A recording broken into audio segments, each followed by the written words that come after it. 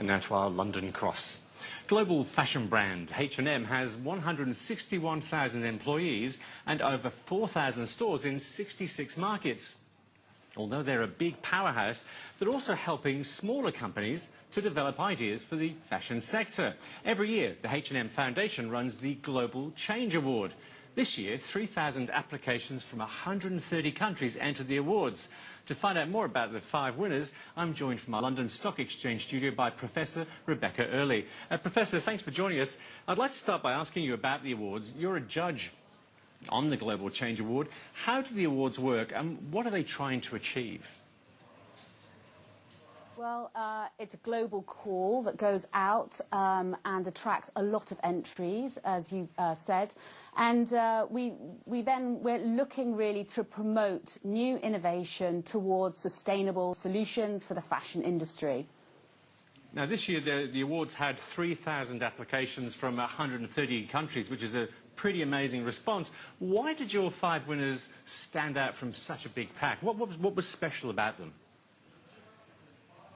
Well, of course, it's quite a job to sort through all the different entries and to understand some of the new innovations and to create a kind of approach to selecting. But what really stood out were the innovations around biomaterials. So we saw a lot of entries coming from plant, coming from waste food, and solar energy as well. So there's kind of this sense of innovation going on and using our waste resources and creating new materials from those rather than using very intensive crops like cotton or oil-based materials like polyester. I guess a good example of that, you haven't mentioned that, is one of your winners is using leftovers from winemaking to create fully vegetal leather, I guess vegetarian leather. How do they do that? Will it be as strong as normal leather? Yes, that was a fascinating entry. It was actually my favourite in that it's left over from the winemaking industry in Italy. Rather than taking the skin from an animal and making a leather, this time they take the skin and the stalks from the grapes and they use an existing technology to essentially sort of press that matter down and dehydrate it. They don't add any other chemicals and they produce a kind of new non-woven material. As yet, we don't know exactly how strong that will be or how it will compare to leather in its long-term use. But this is not the first alternative leather we've seen in the last few years. For example, there's Pinatex made from pineapples. So I think people are really looking to replace materials that have a very sort of recognised harmful impact. Now, one of your winners has come up with a way to make it easier to recycle clothing. Now, what are the barriers to recycling clothing and what solution have they come up with?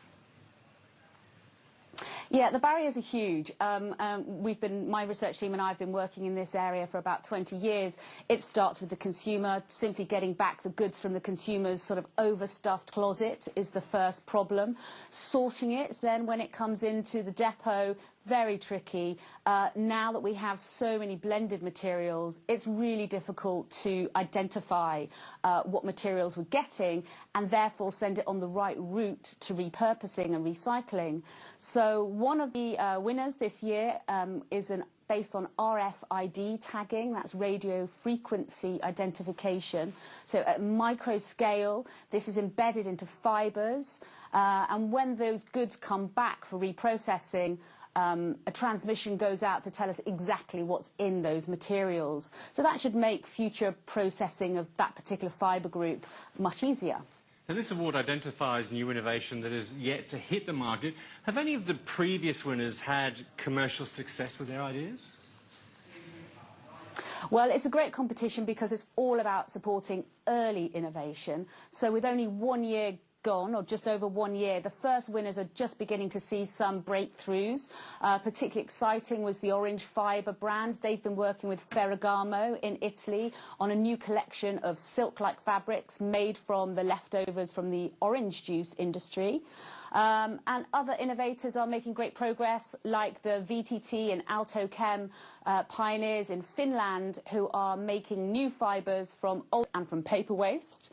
And their work is being scaled up, getting more investment. There's even talk about sort of Finnish-based plants being developed. So it's really exciting. It takes a long time. But you have to think about the fact that if this happens every year, this competition over the next 5 years, then 25 new businesses will be launched and supported, all working towards a more sustainable industry. Now, these days, clothing doesn't seem to last as long, and large amount of clothing ends up in landfill, as you know. Are there any new business models based around the reuse of clothing and materials that could reduce that problem? Yes, this is a really exciting area. Business has been transformed by the sharing economy, as we know, so we're particularly excited about seeing the Airbnb for fashion, so the Airbnb of wardrobes. That would really increase the ability for people to borrow clothes for a short period of time rather than making purchases to support particular events or needs. But there are other brands, particularly in Sweden, that we're working with, for example, that actually include in a traditional business a second-hand retail shop, Philippa K, but they also do borrowing and leasing and loaning, and we're currently in the process of developing short-life materials and short-life fashion alongside super long-life fashion too. So there are many new business models to explore, and things like the Global Change Award will really help this.